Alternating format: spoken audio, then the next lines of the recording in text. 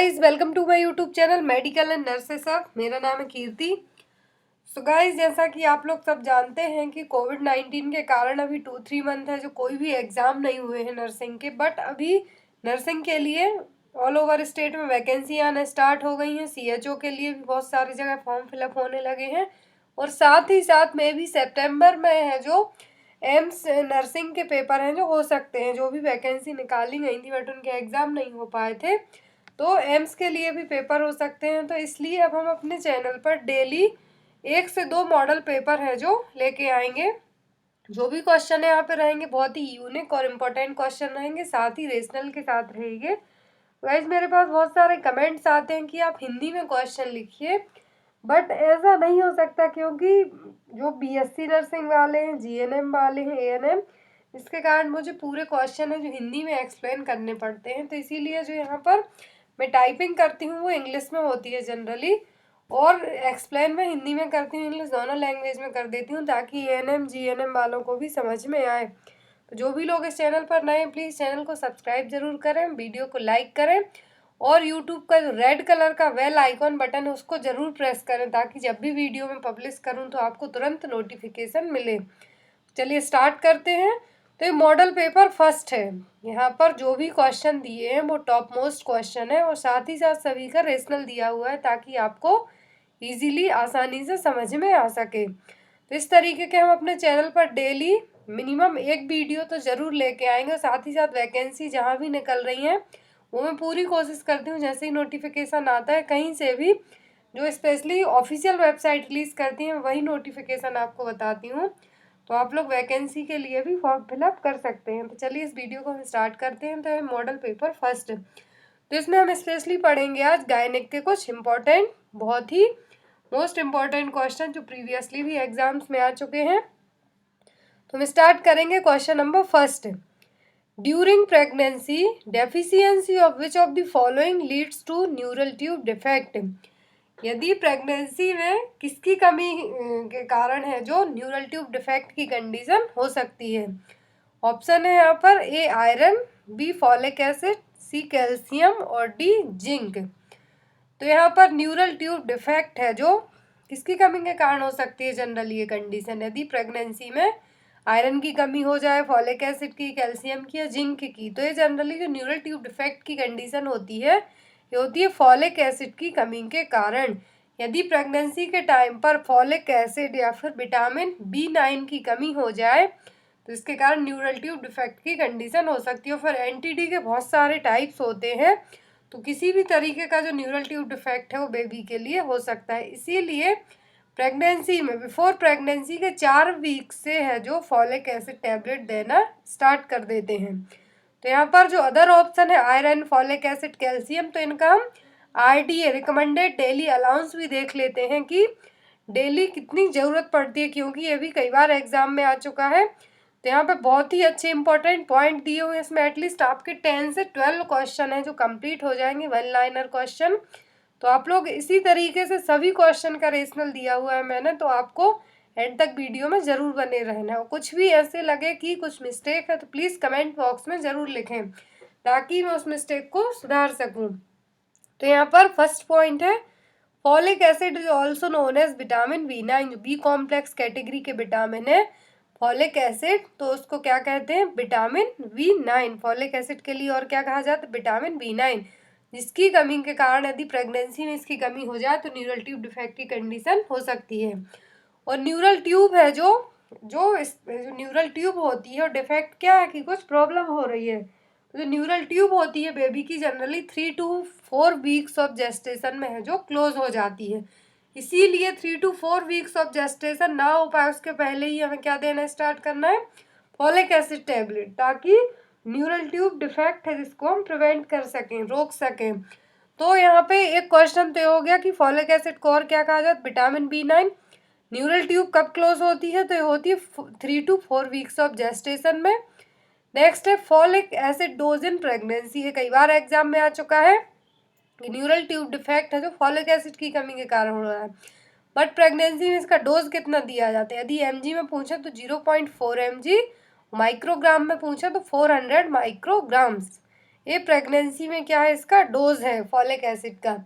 Next जो option है iron, तो आयरन की कमी होती है यदि प्रेगनेंसी में, तो आयरन डेफिशिएंसी एनीमिया हो सकता है। Iron deficiency in pregnancy can leads to the iron deficiency anaemia.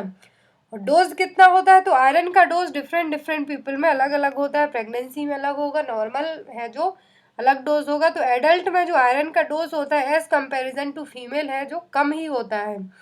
Normal adult dose कितनी ज़रूरत पड़ती है आयरन की, 20 mg पर डे। फीमेल में 25 mg पर डे। अब बात करते हैं प्रेगनेंसी और लैक्टेशन में। प्रेगनेंसी में 35 mg पर डे आयरन की ज़रूरत पड़ती है, क्योंकि जो फीटस है उसके लिए भी कुछ आयरन की ज़रूरत पड़ेगी। तो मदर के लिए कितनी आयरन की ज़रूरत पड़ेगी डेली, 35 mg पर डे। इसीलिए प्रेगनेंसी में जो आयरन फॉलिक एसिड की टैबलेट स्टार्टिंग से दी जाती हैं। नेक्स्ट आता है लैक्टेशन। लैक्टेशन मतलब जो मदर आफ्टर डिलीवरी अपने बेबीज़ को ब्रेस्ट फीड करा रही हैं, ब्रेस्ट मिल्क पिला रही हैं, प्रोसेस क्या कहलाती है, लैक्टेशनल। लैक्टेशन में जो आयरन की ज़रूरत पड़ती है वो होती है 25 mg per day iron. Next यहाँ पे ऑप्शन है कैल्शियम। तो कैल्शियम का आपको पता होना चाहिए कि हमारी बॉडी में 99% 99% कैल्शियम है जो कहाँ स्टोर होता है, बोन्स में।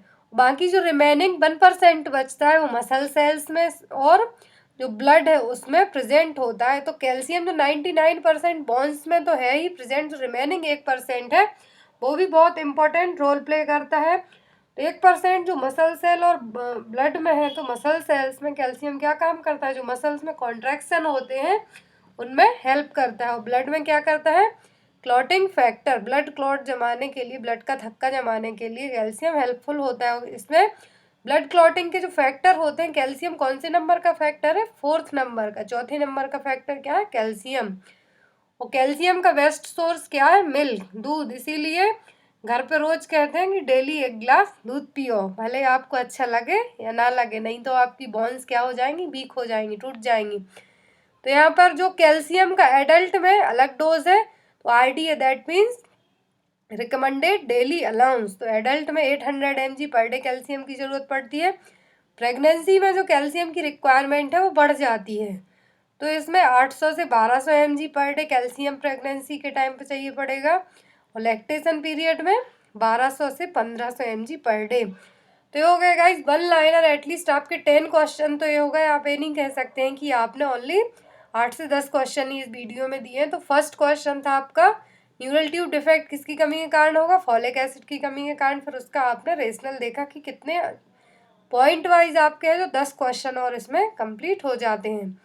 नेक्स्ट बात करते हैं हम क्वेश्चन नंबर 2 की। Which of the normal duration for anatomical closure of ductus venosus after birth. तो आपने जो 3 फिजियोलॉजिकल चेंजेस देखने को मिलते हैं आफ्टर डिलीवरी के बाद, बेबी डिलीवर होता है उसके बाद, एक तो है ductus venosus, ductus arteriosus and foramen ovale. ये तीनों हैं जो क्या हो जाते हैं, क्लोज। इन केस एक बंद नहीं हुए, क्लोज नहीं हुए, तो ड्यूरेशन है, टाइम पीरियड है, कितने के अंदर बंद हो जाना है।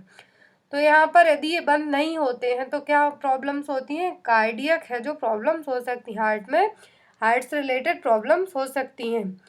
तो यहाँ पर जो डक्टस वीनोसिस है ये आफ्टर बर्थ के बाद जो एनाटॉमिकल क्लोजर है कब हो जाएगा, ऑप्शन है just after birth, 1 week after birth, 1 month after birth and 1 year after the birth. तो डक्टस वीनोसिस है जनरली कब बंद होता है, 1 वीक आफ्टर द बर्थ। और डक्टस वीनोसिस क्या, एक संट होता है जहाँ से जो ऑक्सीजनेटेड ब्लड कहाँ जाता है, अम्बलाइकल वेन में, और जो बाईपास होते हुए लिवर के थ्रू नॉर्मल फीटल सर्कुलेशन में क्या होता है, एंटर होता है। तो डक्टस वीनोसिस आफ्टर बर्थ के बाद कितने टाइम के बाद बंद हो जाता है, तो 1 वीक आफ्टर द बर्थ है जो क्लोज हो जाएगा। नेक्स्ट बात करते हैं हम question number 3। What is the name of first secretion from the mother's breast following the birth. After delivery के बाद है जो ब्रेस्ट से क्या सीक्रेशन होगा, जो बेबी ड्रिंक करेगा, तो वो कहलाता है कोलेस्ट्रम। मैं यहाँ पे आपके लिए इसीलिए बताते जा रही हूँ ताकि आपको इजीली समझ में आता जाए। तो फर्स्ट सीक्रेशन होगा आफ्टर द डिलीवरी, तो क्या कहलाता है, वो कहलाता है कोलेस्ट्रम। कोलेस्ट्रम क्या होता है, एक थिक मिल्क होता है जो येलो कलर का रहेगा, और ये फर्स्ट डे से लेके 3 डेज तक है जो सीक्रेट होता है। ये बहुत ही रिच इन प्रोटीन, सभी चीज़ें इसमें प्रेजेंट होती हैं जो बेबी के लिए ज़रूरत पड़ती है। तो यहाँ पर कोलेस्ट्रम क्या है? फर्स्ट ब्रेस्ट मिल्क है जो डिलीवरी के बाद सीक्रेट होगा। कोलेस्ट्रम की कुछ क्वालिटीज हम पढ़ लेते हैं। तो क्या है? First milk secreted by the breast after the delivery, thick yellowing in colour, और ये एल्कलाइन नेचर का होता है। तो कोलेस्ट्रम क्या होता है? एल्कलाइन नेचर का होता है। आपको ये पॉइंट आप चाहें तो नोट कर सकते हैं। तो कोलेस्ट्रम क्या होता है? एल्कलाइन नेचर का रहेगा। और ये विदिन कब पिलाना चाहिए बेबी को? विदिन 30 मिनट, डिलीवरी के विदिन 30 मिनट। यदि वेजाइनल डिलीवरी हुई हो, नॉर्मल वेजाइनल डिलीवरी हुई हो, तो विदिन 30 मिनट बेबी को ब्रेस्ट मिल्क है जो स्टार्ट करवा देना चाहिए। क्वेश्चन भी कई बार एग्जाम में, यदि सिजेरियन सेक्शन हुआ हो तो 3 to 4 आवर लग जाएंगे, but normal delivery vaginal delivery में विदिन 30 मिनट में है जो ब्रेस्ट मिल्क स्टार्ट करवा देना है। और ये फर्स्ट 3 डेज ही डिलीवरी के बाद है जो सीक्रेट होगा। और एक क्वेश्चन और बहुत इंपॉर्टेंट, जो कोलेस्ट्रम है इसमें क्या प्रेजेंट होता है? तो इसमें एंटीबॉडी प्रेजेंट होती है, इम्यूनोग्लोबुलिन ए, IgA है जो कोलेस्ट्रम में प्रेजेंट होगा। तो कोलेस्ट्रम को लेके आपके लिए 5 से 6 पॉइंट याद रखने हैं, बहुत ही इंपॉर्टेंट है। कोलेस्ट्रम क्या है? फर्स्ट ब्रेस्ट मिल्क है जो आफ्टर डिलीवरी सीक्रेट होगा, येलो इन कलर का रहता है, थिक और येलो कलर का, एल्कलाइन नेचर का रहेगा। और नॉर्मल डिलीवरी हुई है तो 30 मिनट के अंदर बेबी को ब्रेस्ट मिल्क स्टार्ट करवाना है। सिजेरियन सेक्शन है 3 to 4 आवर। और जो इसमें कौन सी एंटीबॉडी प्रेजेंट होती है? तो IgA। बात हम करते हैं अदर ऑप्शन की, ल्यूकोरिया एंड लोचिया। तो सबसे पहले बात करेंगे हम लोचिया की। लोचिया है क्या? तो लोचिया एक वेजाइनल डिस्चार्ज है जो आफ्टर गिविंग बर्थ है जो सीक्रेट होगा। कहाँ से? वेजाइना के थ्रू। तो वेजाइनल डिस्चार्ज है लोचिया। और इसमें क्या क्या प्रेजेंट होता है? Blood, mucus, uterine tissue after delivery के बाद है जो वेजाइनल डिस्चार्ज होगा वो क्या कहलाता है? लोचिया। और ये कितने टाइप का होता है? Lochia rubra, serosa and alba. तो अलग अलग टाइम पे है जो सीक्रेट जो डिस्चार्ज होते हैं, जो सीक्रेशन होता है वेजाइना के थ्रू, तो लोचिया अलग अलग तरीके से सीक्रेट होगा। और ये कब तक होगा? लोचिया का discharge 4 to 6 week after the child birth है, जिसको हम परपीरियम पीरियड कहते हैं। जो सीक्रेशन होता है बाय द वेजाइना 6 वीक्स तक, जो मैक्सिमम है 6 वीक्स तक है। यदि इसके बाद भी हो रहा है तो उसको पोस्टपार्टम हेमरेज में जो कंसीडर कर दिया जाता है, सेकेंडरी पोस्टपार्टम हेमरेज में। तो यहाँ पर इसको क्या कहते हैं? पोस्टपार्टम और परपीरियम पीरियड। तो यहाँ पर हम इसके टाइप पढ़ेंगे लोचिया के। लोचिया रूब्रा, ये क्या है? फर्स्ट डिस्चार्ज है, इसमें blood, threads of fetal membrane, decidua, vernix caseosa, lanugo and membranes हैं जो प्रेजेंट रहेंगी। और ये 3 to 10 डेज आफ्टर डिलीवरी के बाद है जो बेबी बर्थ के बाद 3 से 10 दिन तक है जो डिस्चार्ज होगा।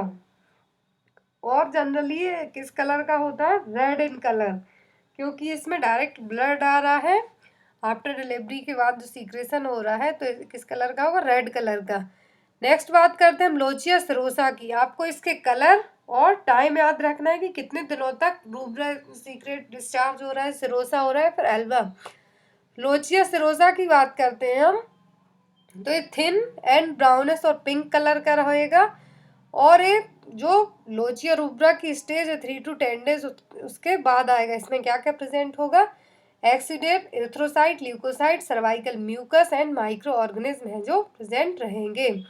ये 10वें दिन से है जो डिलीवरी के जो 10वां दिन है उसके बाद से स्टार्ट होगा। नेक्स्ट आता है लोचिया अल्वा। तो ये किस तरीके का रहेगा? वाइटिश और येलोइश वाइट कलर का। ये लास्ट जब टाइमिंग रहेगी 6 वीक तक का टाइम रहेगा, 3 to 6 वीक तक है जो इस तरीके का डिस्चार्ज होगा। इसमें कुछ रेड ब्लड सेल्स रहेंगी, ल्यूकोसाइट्स रहेंगी, epithelial cells, cholesterol, fat, mucus and micro organism है जो प्रेजेंट रहेंगे।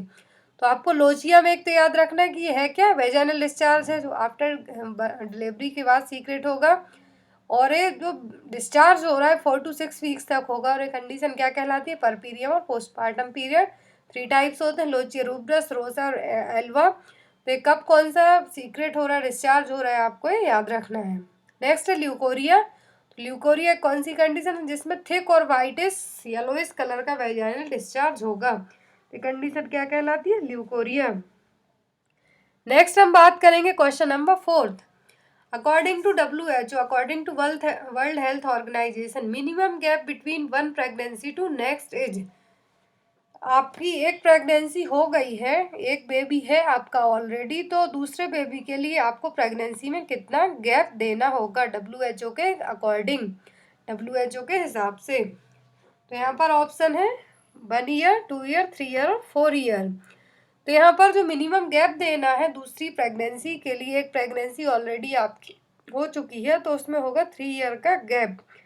जो WHO ने एक कैंपेन चलाया था उसमें कहा था कि 2 बच्चे ही बहुत हैं, उसी के साथ उन्होंने यूनिवर्सल इम्यूनाइजेशन प्रोग्राम भी चलाया था। 2 बच्चों में या तो 2 बेटे हो जाएं, 2 बेटी हो जाए, लड़का लड़की हो जाए, आजकल दोनों बराबर हैं। तो यहाँ पर WHO के हिसाब से मिनिमम गैप कितना होना चाहिए? 3 ईयर। नेक्स्ट है during which stage of labour placenta will be delivered. तो आपने लेबर की हैं जो 4 स्टेज पढ़ी हैं, स्टेज 1, 2, 3 एंड 4। तो प्लेसेंटा है जो कौन सी स्टेज में डिलीवर होगा, 1st में, 2nd में, 3rd में कि 4th में। तो जो लेबर को लेके जो स्टेज है इसका मैं ऑलरेडी एक वीडियो बना चुकी हूँ जिसमें मैंने आपके लिए टेबल बना के भी समझाया था ताकि आपको ड्यूरेशन, स्टेज में क्या एक्सपेल्ड आउट हो रहा है, वो सभी चीज़ें बताई थी। तो यहाँ पर हम एक बार इसको फिर से थोड़ा सा रिवाइज कर लेते हैं। तो जो लेबर की 4 स्टेज हैं उनमें से प्लेसेंटा है जो 3rd स्टेज में डिलीवर होगा। हम पढ़ते हैं चारों स्टेज। फर्स्ट स्टेज जो क्या कहलाती? सर्वाइकल डायलिटेशन, जिसमें 10 सेंटीमीटर सर्विक्स से जो डायलेट हो जाती है। दूसरी 2nd स्टेज जिसमें बेबी एक्सपेल्ड आउट होगा। 3rd स्टेज स्टार्ट होगी बेबी की एक्सपल्सन से, फीटस एक्सपल्सन से, और एंड कब होगी? प्लेसेंटा एक्सपल्सन पर। तो 3rd स्टेज ऑफ लेबर में क्या एक्सपेल्ड आउट होगा? प्लेसेंटा, और इसका ड्यूरेशन होता है 15 से 20 मिनट। मैक्सिमम 30 मिनट हो सकता है यदि प्लेसेंटा 30 मिनट तक और अपने आप से एक्सपेल्ड आउट नहीं हुआ, बाहर नहीं आया, तो फिर मैनुअल मेथड के थ्रू हम उसको बाहर निकालेंगे या फिर अदर मेथड अपनाएंगे। और स्टेज 4 है ऑब्जर्वेशनल स्टेज, जिसमें हमें माँ के लिए, जो लेडी है जिसने बेबी को बर्थ दिया है, उसके लिए ऑब्जर्व करना है, उसका ब्लड प्रेशर चेक करना है हर 30 मिनट में, और पल्स रेट उसकी चेक करना है एवरी 15 मिनट्स में। ये कंडीशन हमें मिनिमम है जो 4 आवर तक चेक करनी होगी कि किसी भी तरीके का फ्लक्चुएशन तो नहीं हो रहा है। तो यहाँ पर ये हो गया क्वेश्चन नंबर 5। नेक्स्ट देखते हैं हम question number 6। Fertilisation of 2 different ovum released in same cycle is known as. तो 2 ओवम है जो एक ही सेम साइकिल में फर्टिलाइज्ड हुए हैं, तो ये कंडीशन क्या कहलाएगी? Superfetation, superfecundation, fetus acardiacus, fetus papyraceus. तो जो 2 डिफरेंट ओवम है जो रिलीज हुए हैं एक ही साइकिल में और उनका फर्टिलाइजेशन हुआ है, फर्टिलाइज्ड हुए हैं वो 2 डिफरेंट ओवम एक ही साइकिल में रिलीज हुए हैं, तो वो कंडीशन क्या कहलाएगी? कहलाएगी सुपरफिकेंडेशन। नेक्स्ट हम बात करते हैं जो अदर ऑप्शन है यहाँ पर। सुपरफिटेशन एक ऐसी कंडीशन है जिसमें 2nd कंसेप्शन हो जाएगा। ऑलरेडी आप एक बेबी कंसीव कर चुके हैं, यदि आपने इंटरकोर्स किया तो आपका दूसरा प्रेगनेंसी है जो कंसीव हो सकती है। ऑलरेडी एक प्रेगनेंसी और दूसरी भी उसी टाइम पर अलग एज में है जो कंसीव हो सकती है। दूसरा फीटस कार्डियकस, तो इसमें क्या होगा? One of a pair of twin fetuses that develop without a heart. तो यहाँ पर ट्विन है, मान लो फीटस है जो ट्विन है, बट उनमें एक में क्या है? बिना हार्ट के है, तो ब्लड की सप्लाई किससे लेगा? अपने ट्विन से लेगा, तो वेस्कुलर कनेक्शन रहेगा प्लेसेंटा के थ्रू। तो ये कंडीशन क्या कहलाएगी? फीटस अकार्डियकस। यहाँ पर 2 ट्विन्स हैं, फीटस है, 2 फीटस हैं, एक का हार्ट है जो डेवलप नहीं हुआ, विदाउट डेवलप है। तो यहाँ पर जो दूसरा ट्विन रहेगा उससे वो क्या करेगा? वेस्कुलर कनेक्शन के थ्रू ब्लड की सप्लाई होगी उसमें, वो कंडीशन कहलाएगी fetus cardiacus. 3rd is fetus papyraceus. तो एक ही रेयर कंडीशन होती है जिसमें फीटल क्या है? मल्टीपल जेस्टेशन में होगा, लेकिन 1 फीटस डाइज रहेगा, लेकिन दूसरा क्या रहेगा? जिंदा रहेगा। नेक्स्ट है question number 7। Which of the following condition is screen bye Pep smear. ये बहुत ही फेमस क्वेश्चन है नर्सिंग का कि जो पेप स्मीयर इसकी जो स्क्रीनिंग है पेप स्मीयर नाम की, किस कंडीशन में की जाती है? Ovarian cancer, breast cancer, cervical cancer और none of the above. Pap smear है जो सर्वाइकल कैंसर के लिए किया जाता है। सर्वाइकल कैंसर में जो स्क्रीनिंग होती है क्या कहलाती है? पेप स्मीयर। ओवेरियन कैंसर के लिए CA-125, ब्रेस्ट कैंसर के लिए CA-15। तो ये आपको स्क्रीनिंग याद रखनी है। जनरली जो एग्जाम में ब्रेस्ट कैंसर भी आ चुका है कई बार, पेप स्मीयर भी पूछा जा चुका है, बट आपको सभी कैंसर को क्या क्या स्क्रीनिंग होती है याद रखना है। Next is question number 8।